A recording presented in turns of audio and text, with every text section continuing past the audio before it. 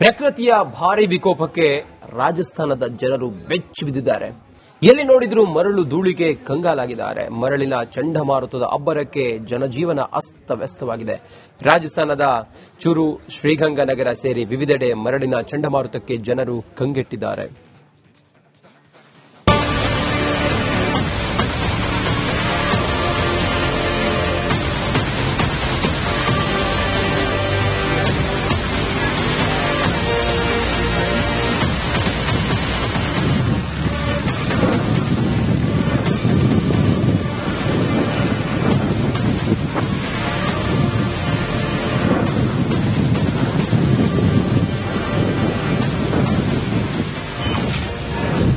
ಪ್ರಕೃತಿಯ ಭಾರಿ ವಿಕೋಪಕ್ಕೆ ಬೆಚ್ಚಿ ಬಿದ್ದ ರಾಜಸ್ಥಾನ. ಮರಳಿನ ಗಾಳಿ ಅಬ್ಬರಕ್ಕೆ ನಡುಗಿದ ಮಧ್ಯಾಹ್ನವೇ ಕತ್ತಲು. ಈ ದೃಶ್ಯಗಳನ್ನ ಒಮ್ಮೆ ನೋಡಿ. ಇದಾವುದು ಹಾಲಿವುಡ್ ಸಿನಿಮಾದ ಗ್ರಾಫಿಕ್ಸ್ ದೃಶ್ಯಗಳಲ್ಲ. ಪ್ರಕೃತಿ ಮುನಿದರೆ ಹೇಗಿರುತ್ತೆ ಅನ್ನೋದಕ್ಕೆ ರಾಜಸ್ಥಾನ ಸಾಕ್ಷಿಯಾಗಿದೆ.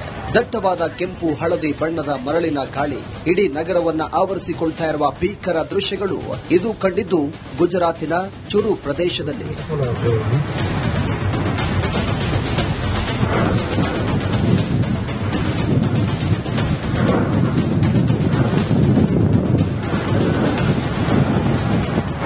ಹೌದು, ಈಗ ಪ್ರಕೃತಿಯ ರೌದ್ರವತಾರಕ್ಕೆ ರಾಜಸ್ಥಾನದ ಜನ ಬೆಚ್ಚಿ ಬಿದ್ದಿದ್ದಾರೆ. ನೋಡ್ತಾ ಇದ್ದಂತೆಯೇ ಇಡೀ ಆಕಾಶವನ್ನೇ ಮುಚ್ಚಿ ಹಾಕಿದ ಧೂಳಿನ ಮಹಾಪೂರ ಮರುಭೂಮಿ ನಾಡನ್ನ ಕತ್ತಲೆಯ ಕೂಪಕ್ಕೆ ತಳ್ಳಿತ್ತು.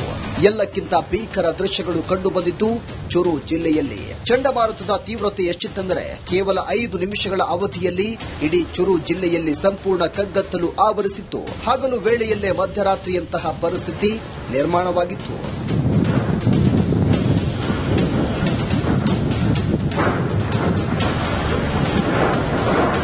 ರಾಜಸ್ಥಾನದ ಚುರು ಮತ್ತು ಶ್ರೀಗಂಗಾನಗರ ಸೇರಿದಂತೆ ರಾಜ್ಯದ ವಿವಿಧೆಡೆ ಮರಳಿನ ಚಂಡಮಾರುತ ಬೀಸಿದೆ. ಪರಿಣಾಮ ಮಧ್ಯಾಹ್ನ 2 ಗಂಟೆಯಾಗಿದ್ದರೂ ಕಗ್ಗತ್ತಲಾದ ವಾತಾವರಣ ಕಂಡುಬಂತು. ಭೀಕರ ಚಂಡಮಾರುತ ತೀವ್ರತೆಗೆ ಸೂರ್ಯ ಸಂಪೂರ್ಣ ಮರೆಯಾಗಿತ್ತು. ಪರಿಸ್ಥಿತಿ ಎಷ್ಟರ ಮಟ್ಟಿಗೆ ಕೈಮೀರಿತ್ತೆಂದರೆ ಜನರು ತಮ್ಮ ಮನೆ ಹಾಗೂ ಕಚೇರಿಗಳಲ್ಲಿ ಮಧ್ಯಾಹ್ನದ ವೇಳೆಯಲ್ಲೇ ಲೈಟ್ ಹಾಕಿಕೊಂಡು ಕೂರಬೇಕಾದ ಅನಿವಾರ್ಯತೆ ಎದುರಾಗಿತ್ತು.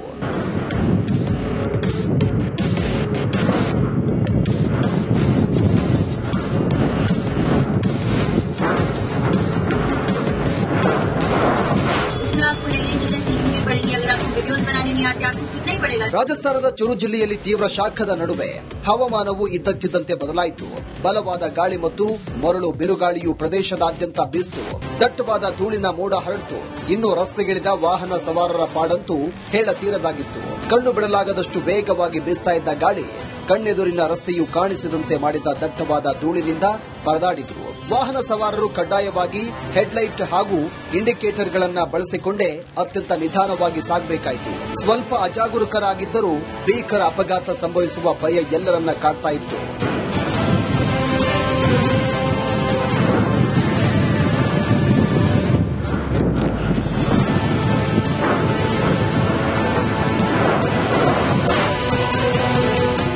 ಇನ್ನು ಹವಾಮಾನ ಇಲಾಖೆ ನೀಡಿರುವಂತಹ ಮಾಹಿತಿಯಂತೆ ರಾಜ್ಯದಲ್ಲಿ ಬಲವಾದ ಬಿರುಗಾಳಿ ಮತ್ತು ಮಳೆ 2 ದಿನ ಮುಂದುವರಿಯಲಿದೆ ಎನ್ನಲಾಗ್ತಾ ಇದೆ. ಇದೇ ವೇಳೆ ಕೆಲವು ಸ್ಥಳಗಳಲ್ಲಿ ಆಲಿಕಲ್ಲು ಮಳೆ ಮತ್ತು ಮಿಂಚು ಸಹ ಸಂಭವಿಸಬಹುದು ಅಂತ ಮುನ್ಸೂಚನೆ ನೀಡಿದೆ. ಇನ್ನು ಪಶ್ಚಿಮ ಘಟ್ಟದ ಅಡಚಣೆಯ ಪರಿಣಾಮದಿಂದಾಗಿ ಮರಳು ಗಾಳಿ ಬೀಸಿದೆ. ಬಿಕನೇರ್, ಜೈಪುರ್, ಅಜ್ಮೀರ್, ಭರತ್ಪುರ್, ಕೋಟಾ, ಜೋಧ್ಪುರ ಮತ್ತು ಉದಯಪುರ ವಿಭಾಗಗಳ ಕೆಲವು ಭಾಗಗಳಲ್ಲಿ ಮತ್ತಷ್ಟು ಗಾಳಿ ಬೀಸುವ ಸಾಧ್ಯತೆ ಇದೆ. ಮಧ್ಯಾಹ್ನದ ವೇಳೆಯೇ 60 ರಿಂದ 70 ಕಿಲೋಮೀಟರ್ ವೇಗದಲ್ಲಿ ಬಲವಾದ ಚಂಡಮಾರುತ ಬೀಸಲಿದೆ ಅಂತ ಹವಾಮಾನ ಇಲಾಖೆ ಮುನ್ಸೂಚನೆ ನೀಡಿದೆ.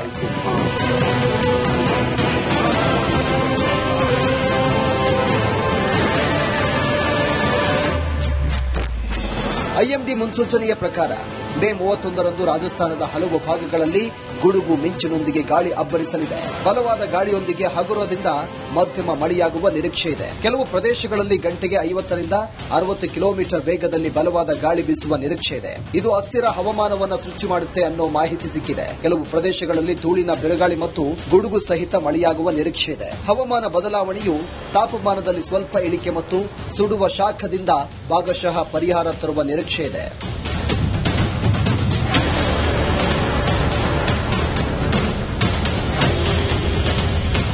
ಇಡೀ ಪರಿಸರ ಕೆಂಪು ಮತ್ತು ಹಳದಿ ಬಣ್ಣದ ಧೂಳಿನ ಚಾದರ ಹೊದ್ದಂತಾಗಿತ್ತು. ಬೋರ್ಗರೆದು ಬೀಸಿದ ಬೆರಗಾಳಿಗೆ ಮರಗಳು ಧರೆಗುರುಳಿವೆ, ಕಾಂಪೌಂಡ್ ಗೋಡೆಗಳು ಕುಸಿದಿವೆ. ಒಟ್ನಲ್ಲಿ ಪ್ರಕೃತಿಯ ಈ ಭೀಕರ ಮರಳಿನ ಚಂಡಮಾರುತಕ್ಕೆ ರಾಜಸ್ಥಾನದ ಜನಜೀವನ ಸಂಪೂರ್ಣ ಸ್ತಬ್ಧಗೊಂಡಿತ್ತು. ಜನಸಾಮಾನ್ಯರು ಆತಂಕದಿಂದ ಮನೆಯಿಂದ ಹೊರಬರಲು ಹೆದರುವ ವಾತಾವರಣ ಕಂಡುಬಂತು.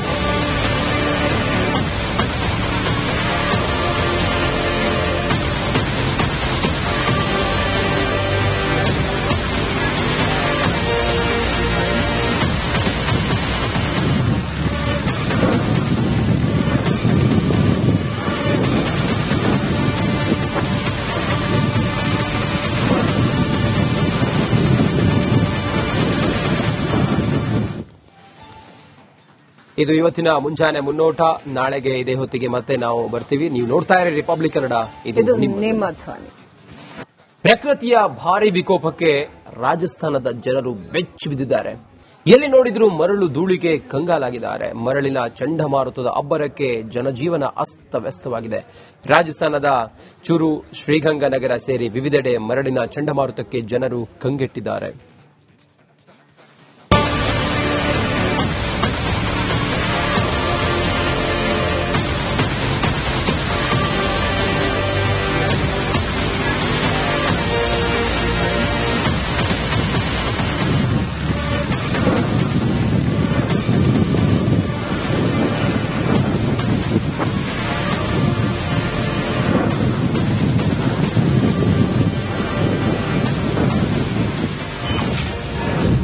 ಪ್ರಕೃತಿಯ ಭಾರಿ ವಿಕೋಪಕ್ಕೆ ಬೆಚ್ಚಿ ಬಿದ್ದ ರಾಜಸ್ಥಾನ.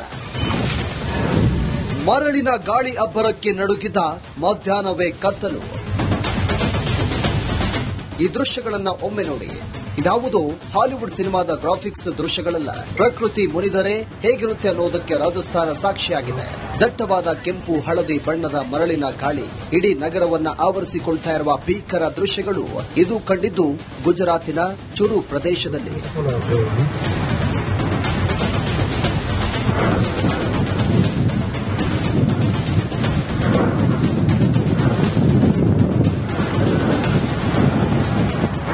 ಹೌದು, ಈಗ ಪ್ರಕೃತಿಯ ರೌದ್ರವತಾರಕ್ಕೆ ರಾಜಸ್ಥಾನದ ಜನ ಬೆಚ್ಚಿ ಬಿದ್ದಿದ್ದಾರೆ. ನೋಡ್ತಾ ಇದ್ದಂತೆಯೇ ಇಡೀ ಆಕಾಶವನ್ನೇ ಮುಚ್ಚಿ ಹಾಕಿದ ಧೂಳಿನ ಮಹಾಪೂರ ಮರುಭೂಮಿ ನಾಡನ್ನ ಕತ್ತಲೆಯ ಕೂಪಕ್ಕೆ ತಳ್ಳಿತ್ತು. ಎಲ್ಲಕ್ಕಿಂತ ಭೀಕರ ದೃಶ್ಯಗಳು ಕಂಡುಬಂದಿದ್ದು ಚುರು ಜಿಲ್ಲೆಯಲ್ಲಿ. ಚಂಡಮಾರುತದ ತೀವ್ರತೆ ಎಷ್ಟಿತ್ತೆಂದರೆ ಕೇವಲ 5 ನಿಮಿಷಗಳ ಅವಧಿಯಲ್ಲಿ ಇಡೀ ಚುರು ಜಿಲ್ಲೆಯಲ್ಲಿ ಸಂಪೂರ್ಣ ಕಗ್ಗತ್ತಲು ಆವರಿಸಿತ್ತು. ಹಗಲು ವೇಳೆಯಲ್ಲೇ ಮಧ್ಯರಾತ್ರಿಯಂತಹ ಪರಿಸ್ಥಿತಿ ನಿರ್ಮಾಣವಾಗಿತ್ತು.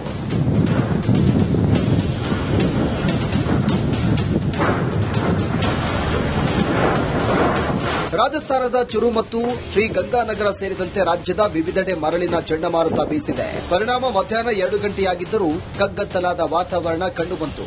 ಭೀಕರ ಚಂಡಮಾರುತ ತೀವ್ರತೆಗೆ ಸೂರ್ಯ ಸಂಪೂರ್ಣ ಮರೆಯಾಗಿತ್ತು. ಪರಿಸ್ಥಿತಿ ಎಷ್ಟರ ಮಟ್ಟಿಗೆ ಕೈಮೀರಿತ್ತೆಂದರೆ ಜನರು ತಮ್ಮ ಮನೆ ಹಾಗೂ ಕಚೇರಿಗಳಲ್ಲಿ ಮಧ್ಯಾಹ್ನದ ವೇಳೆಯಲ್ಲೇ ಲೈಟ್ ಹಾಕಿಕೊಂಡು ಕೂರಬೇಕಾದ ಅನಿವಾರ್ಯತೆ ಎದುರಾಗಿತ್ತು.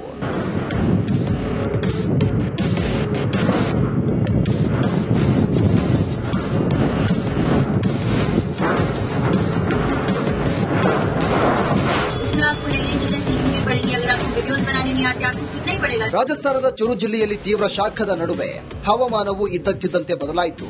ಬಲವಾದ ಗಾಳಿ ಮತ್ತು ಮರಳು ಬಿರುಗಾಳಿಯು ಪ್ರದೇಶದಾದ್ಯಂತ ಬೀಸಿತು. ದಟ್ಟವಾದ ಧೂಳಿನ ಮೋಡ ಹರಡಿತು.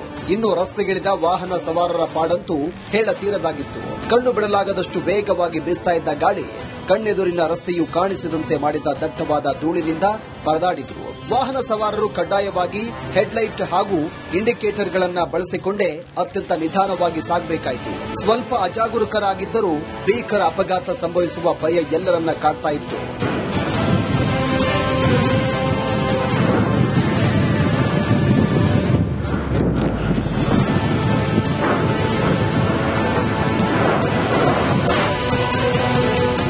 ಇನ್ನು ಹವಾಮಾನ ಇಲಾಖೆ ನೀಡಿರುವಂತಹ ಮಾಹಿತಿಯಂತೆ ರಾಜ್ಯದಲ್ಲಿ ಬಲವಾದ ಬಿರುಗಾಳಿ ಮತ್ತು ಮಳೆ 2 ದಿನ ಮುಂದುವರಿಯಲಿದೆ ಎನ್ನಲಾಗ್ತಾ ಇದೆ. ಇದೇ ವೇಳೆ ಕೆಲವು ಸ್ಥಳಗಳಲ್ಲಿ ಆಲಿಕಲ್ಲು ಮಳೆ ಮತ್ತು ಮಿಂಚು ಸಹ ಸಂಭವಿಸಬಹುದು ಅಂತ ಮುನ್ಸೂಚನೆ ನೀಡಿದೆ. ಇನ್ನು ಪಶ್ಚಿಮ ಘಟ್ಟದ ಅಡಚಣೆಯ ಪರಿಣಾಮದಿಂದಾಗಿ ಮರಳು ಗಾಳಿ ಬೀಸಿದೆ. ಬಿಕನೇರ್, ಜೈಪುರ್, ಅಜ್ಮೀರ್, ಭರತ್ಪುರ್, ಕೋಟಾ, ಜೋಧ್ಪುರ ಮತ್ತು ಉದಯಪುರ ವಿಭಾಗಗಳ ಕೆಲವು ಭಾಗಗಳಲ್ಲಿ ಮತ್ತಷ್ಟು ಗಾಳಿ ಬೀಸುವ ಸಾಧ್ಯತೆ ಇದೆ. ಮಧ್ಯಾಹ್ನದ ವೇಳೆಯೇ 60 ರಿಂದ 70 ಕಿಲೋಮೀಟರ್ ವೇಗದಲ್ಲಿ ಬಲವಾದ ಚಂಡಮಾರುತ ಬೀಸಲಿದೆ ಅಂತ ಹವಾಮಾನ ಇಲಾಖೆ ಮುನ್ಸೂಚನೆ ನೀಡಿದೆ.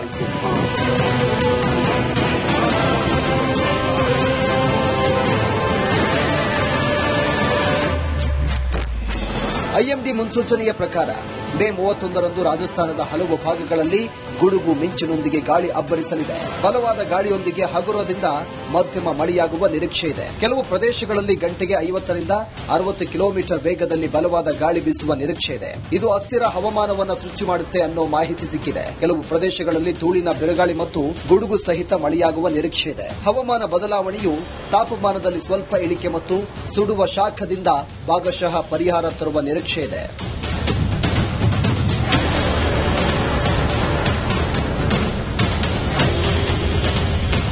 ಇಡೀ ಪರಿಸರ ಕೆಂಪು ಮತ್ತು ಹಳದಿ ಬಣ್ಣದ ಧೂಳಿನ ಚಾದರ ಹೊದ್ದಂತಾಗಿತ್ತು. ಬೋರ್ಗರೆದು ಬೀಸಿದ ಬೆರಗಾಳಿಗೆ ಮರಗಳು ಧರೆಗುರುಳಿವೆ, ಕಾಂಪೌಂಡ್ ಗೋಡೆಗಳು ಕುಸಿದಿವೆ. ಒಟ್ನಲ್ಲಿ ಪ್ರಕೃತಿಯ ಈ ಭೀಕರ ಮರಳಿನ ಚಂಡಮಾರುತಕ್ಕೆ ರಾಜಸ್ಥಾನದ ಜನಜೀವನ ಸಂಪೂರ್ಣ ಸ್ತಬ್ಧಗೊಂಡಿತ್ತು. ಜನಸಾಮಾನ್ಯರು ಆತಂಕದಿಂದ ಮನೆಯಿಂದ ಹೊರಬರಲು ಹೆದರುವ ವಾತಾವರಣ ಕಂಡುಬಂತು.